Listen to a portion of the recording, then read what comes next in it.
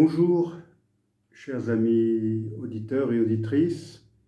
C'est Hervé Choseville, heureux de vous retrouver pour notre rendez-vous hebdomadaire Panorama Info.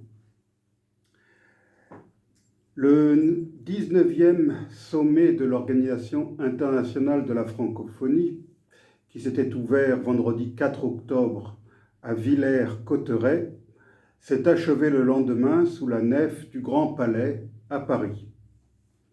Rappelons que cette organisation, créée en 1970 sous une autre appellation, regroupe à présent 93 États indépendants et États ou provinces autonomes, dont 56 membres, 5 associés et 32 observateurs, répartis dans 7 régions du monde. Parlé par 321 millions de locuteurs francophones dans le monde, le français a statut de langue officielle, seul ou avec d'autres langues, dans 32 États membres de l'Organisation internationale de la francophonie. Cette organisation internationale a pour mission de promouvoir la langue française et la diversité culturelle et linguistique, de promouvoir la paix, la démocratie et les droits de l'homme, d'appuyer l'éducation et la recherche et de développer la coopération. En 2023, le budget de l'OIF s'élevait à 64 600 000 euros. Le sommet de l'OIF se tient en principe tous les 2 ans, afin de définir les grandes orientations politiques de la francophonie. Celui de 2022 s'était tenu dans l'île de Djerba, en Tunisie. Chaque nouveau sommet est l'occasion de faire entrer à l'OIF de nouveaux membres. Ce choix est le plus souvent assez hétéroclite et parfois même plutôt discutable, puisque ont été admis des États non francophones tels que la Bosnie-Herzégovine, la République dominicaine, les Émirats arabes unis, l'Estonie et le Monténégro en 2010, le Qatar et l'Uruguay en 2012, le Mexique, le Costa Rica et le Kosovo en 2014, à tel point que certains en viennent à qualifier l'OIF d'ONU bis, ou pire, de doublon médiocre de l'Assemblée générale de l'ONU, pour reprendre les termes de Jacques Legendre, le rapporteur sur la francophonie au sein de la Commission des affaires culturelles du Sénat français. Le sommet qui vient de s'achever n'a pas dérogé à cette habitude, puisqu'il a entériné l'entrée à l'OIF de 2 nouveaux pays et de 3 régions.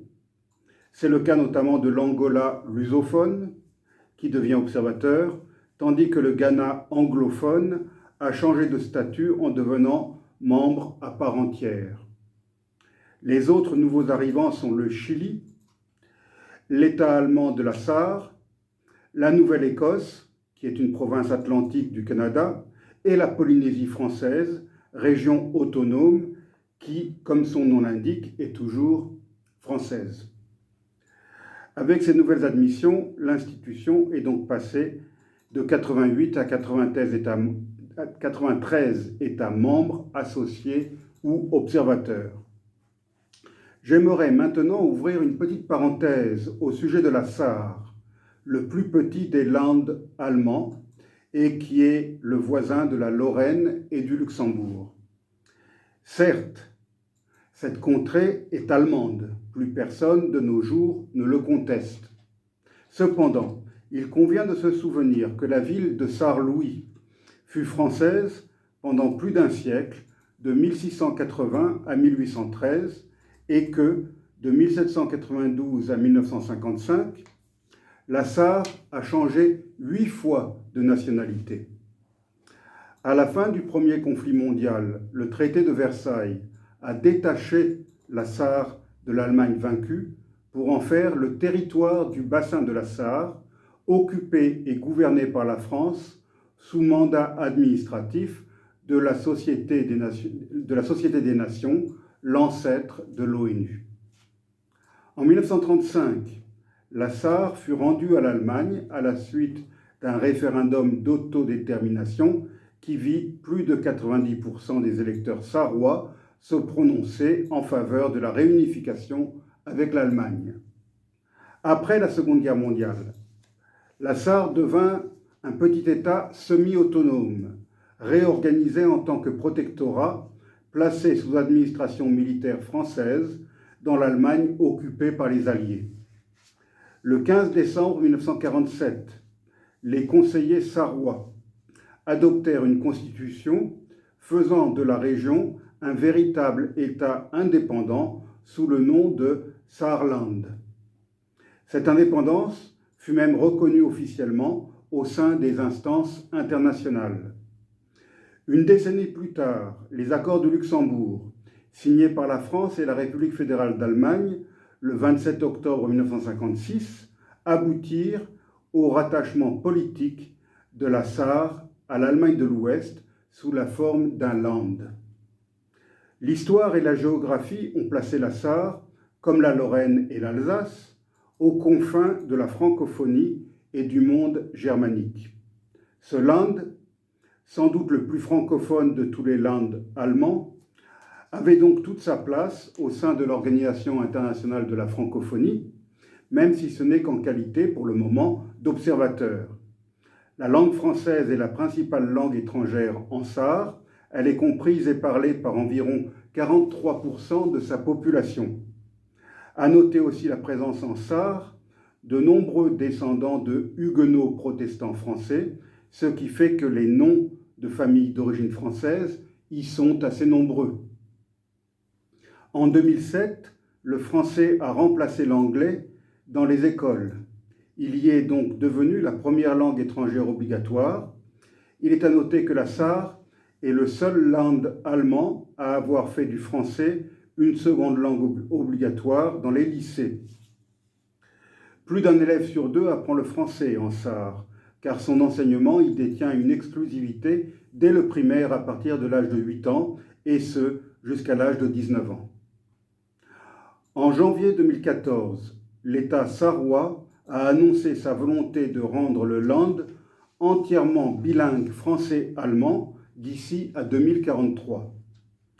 Un détail qui n'est pas sans intérêt pour les historiens, les archives administratives et historiques de la Sarre, entre 1685 et 1815, sont rédigées en langue française. La superficie de la Sarre est de 2569 km², soit l'équivalent de celle du Grand-Duché du Luxembourg voisin, et sa population s'élève à environ 1 million d'habitants. Ce 19e sommet de la francophonie est le premier à s'être tenu en France depuis 33 ans. Quelques mots à présent au sujet du choix du château de Villers-Cotterêts pour l'accueillir. Ce château royal de la Renaissance fut construit au XVIe siècle sur ordre du roi François Ier. Il se trouve au centre de la commune de Villers-Cotterêts, une petite ville d'un peu plus de 10 000 habitants située au sud du département de l'Aisne, en bordure du département de l'Oise, à 54 km seulement de l'aéroport Roissy-Charles de Gaulle, un détail qui a sans doute facilité la tâche des organisateurs du sommet de l'OIF. Après son retour de captivité à Madrid, François Ier décida de séjourner principalement à Paris et dans l'Île-de-France. La construction d'un logis royal à Villers-Cotterêts fut donc décidée en 1528, le roi ayant été séduit par la forêt giboyeuse située alentour. La construction s'étala durant les règnes de François Ier et d'Henri II, mais son rythme fut le plus soutenu entre 1532 et 1540. À l'issue de cette période, les bâtiments principaux étaient achevés et c'est au cours d'un long séjour dans son nouveau château que François Ier y signa, en août 1539, l'ordonnance dite de Villers-Cotterêts. À la Révolution, le château devint une caserne de l'armée républicaine, puis, à la suite d'un décret signé par Bonaparte le 17 mai 1804, un dépôt de mendicité. Le château, mi-prison, mi-hospice, accueillit 1 millier de mendiants, de délinquants et de vieillards ramassés dans les rues de Paris. En 1889, le château fut transformé en maison de retraite, une fonction qu'il conserva jusqu'en 2014. Ensuite, l'édifice fut laissé à l'abandon et fermé au public, l'escalier d'honneur à caisson, la chapelle et l'escalier du roi ayant été jugés dangereux. Le château fut sans doute sauvé par la décision prise en 2018 par le président de la République française, Emmanuel Macron, d'en faire une cité internationale de la langue française. Le chantier débuta en 2020. Plus de 210 millions d'euros ont été engloutis dans ce projet, le deuxième plus gros chantier culturel du président Macron, après celui de Notre-Dame de Paris. La Cité internationale de la langue française fut inaugurée le 30 octobre 2023, au terme d'une campagne de restauration de plus de 5 années. L'ordonnance d'août 1539 sur le fait de justice, dite ordonnance de Villers-Cotterêts, est un texte normatif édicté par le roi de France, François Ier, entre le 10 et le 25 août 1539, en son château de Villers-Cotterêts. Il fut enregistré au Parlement de Paris le 6 septembre suivant. Cette ordonnance est le plus ancien texte normatif encore en vigueur en France. Ses articles 110 et 111 concernant la langue utilisée par la justice n'ayant jamais été abrogés. Dès le XIIIe siècle, les notaires royaux écrivaient déjà en français, et c'est entre le XIVe et le XVIe siècle que le français s'imposa progressivement comme langue administrative dans les chartes royales, au détriment certes du latin, mais aussi des langues régionales. L'ordonnance dite de Villers-Cotterêts ne fit donc qu'appuyer un mouvement de centralisation linguistique déjà bien amorcé depuis plusieurs siècles. Composée de 192 articles, cette ordonnance est très souvent présentée, à tort, comme l'acte fondateur de la primauté du français dans les documents relatifs à la vie publique du Royaume de France, faisant du français la langue officielle du droit et de l'administration en lieu et place du latin, alors qu'en fait, elle ne porte que sur le domaine de la justice et non pas sur l'ensemble de l'administration. Elle n'excluait d'ailleurs pas l'usage des autres langues de France. C'est donc ce malentendu historique qui servit de prétexte à Emmanuel Macron pour installer la Cité internationale de la langue française au château de Villers-Cotterêts et pour ensuite y accueillir, il y a quelques jours, le 19e sommet de l'OIF. Concernant cette organisation de la francophonie, je voudrais souligner certaines anomalies.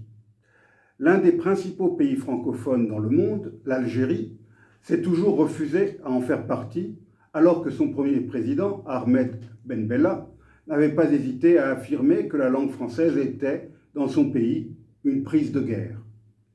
Un autre pays comptant de nombreux francophones est Israël, du fait de l'installation dans ce pays de nombreux juifs venus de France et d'Afrique du Nord. Malheureusement, le Liban s'est opposé à l'entrée d'Israël à l'OIF, alors que la francophonie dans ce pays décline depuis des décennies au profit de l'anglais et que celle d'Israël progresse.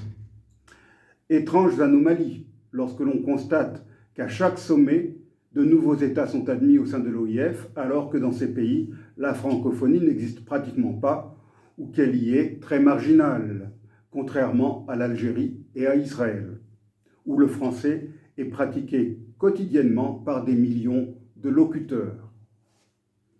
Mais l'anomalie la plus criante est, à mes yeux, la présence de Louise Mouchiki-Wabo à la tête de l'OIF, et ce depuis le sommet d'Erevan en 2018.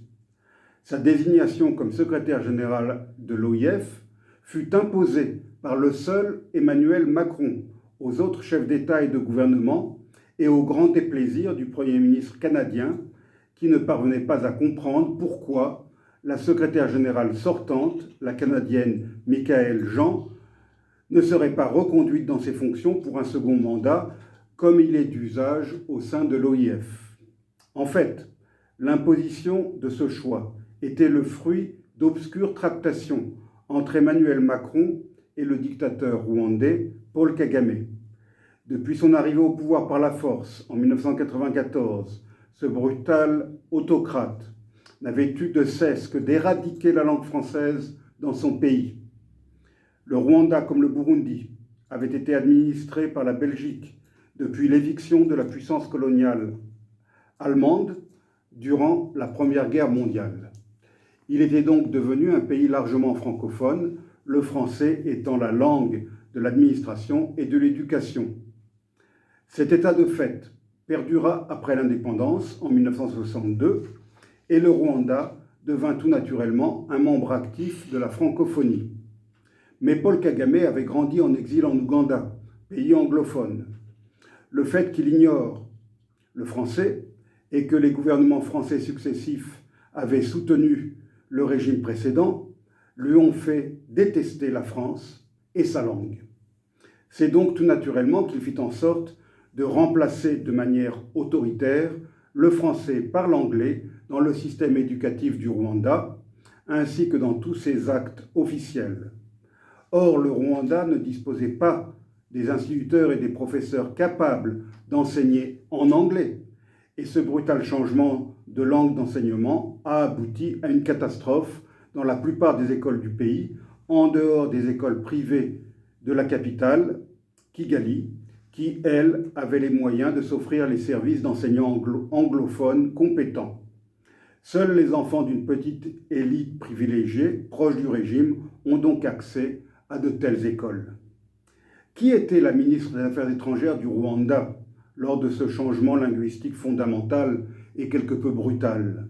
Ce n'était autre que Louise Mushikiwabo, une très proche du dictateur. Et c'est elle qui a été choisie par Emmanuel Macron pour défendre les intérêts de la langue française dans le monde entier en la plaçant à la tête de l'OIF comme secrétaire générale. Cette nomination a consacré le rapprochement entre Paris et Kigali, et Paul Kagame est désormais un visiteur assidu du palais de l'Élysée. C'est peut-être même le chef d'État africain dont le président français se sent le plus proche. Quand j'avais eu vent de la possibilité de la nomination de Louise Mushikiwabo en 2018, j'avais pris l'initiative de lancer une pétition en ligne afin de tenter de s'y opposer. Mais rien n'y fit, et elle a même été reconduite pour un second mandat lors du sommet de Djerba en 2022.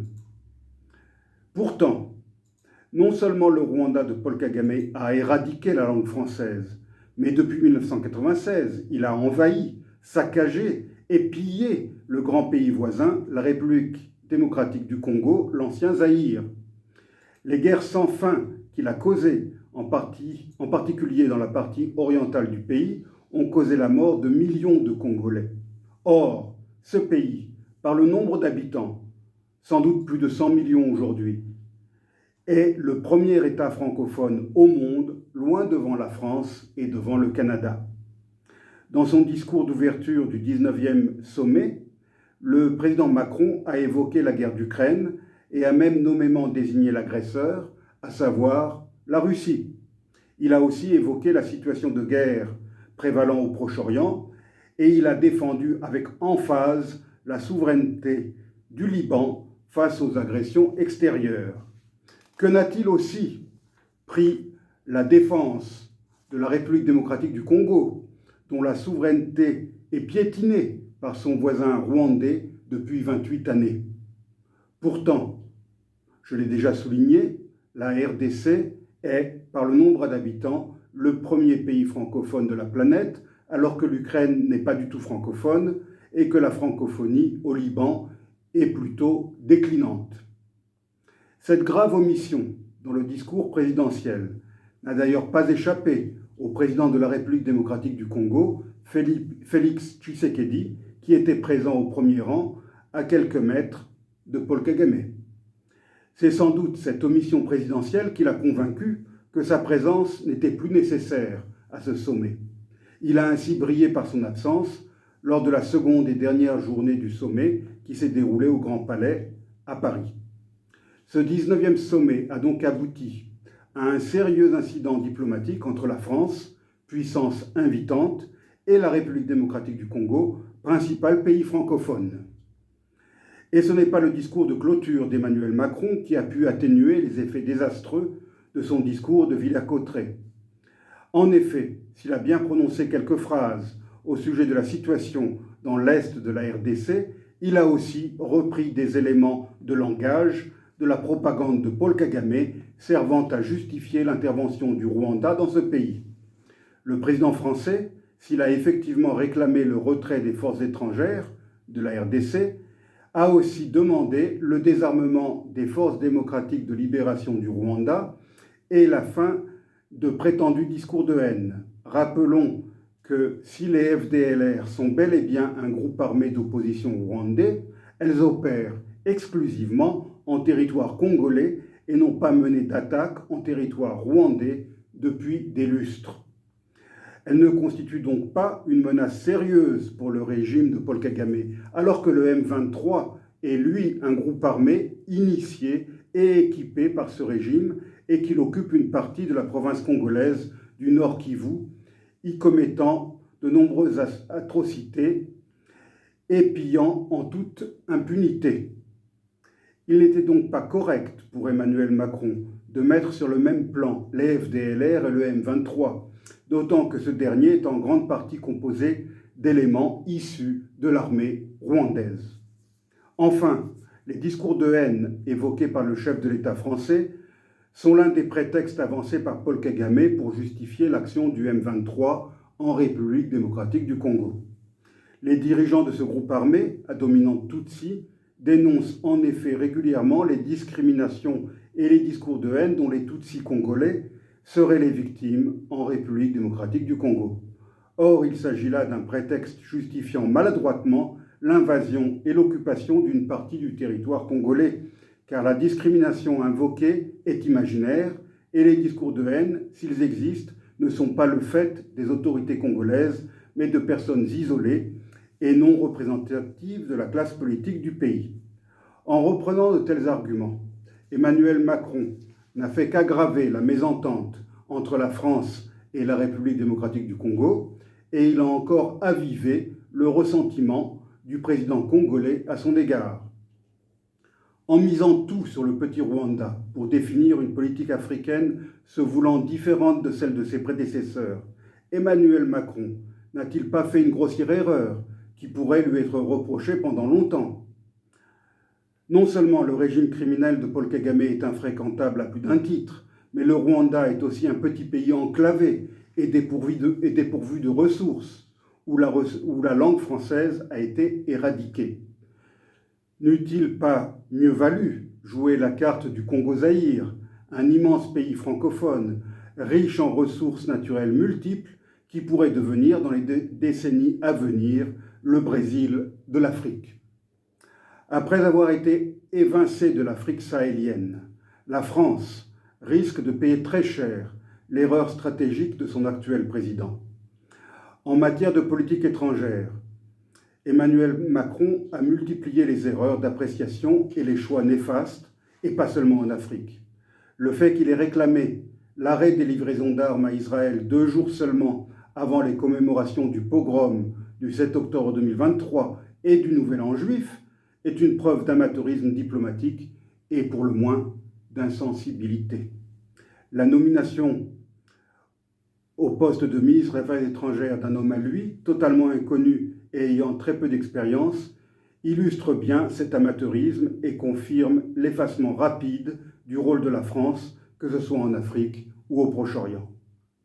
En guise de conclusion, et même si cela n'a rien à voir avec tout ce qui précède, qu'il me soit permis aujourd'hui, à l'approche de l'annonce du lauréat du prix Nobel de la paix 2024, de proposer le nom de Victoire Ingabire Umuhoza, la courageuse opposante à Paul Kagame. C'est sur ces mots que je vous dis à la semaine prochaine, chers auditeurs et chères auditrices.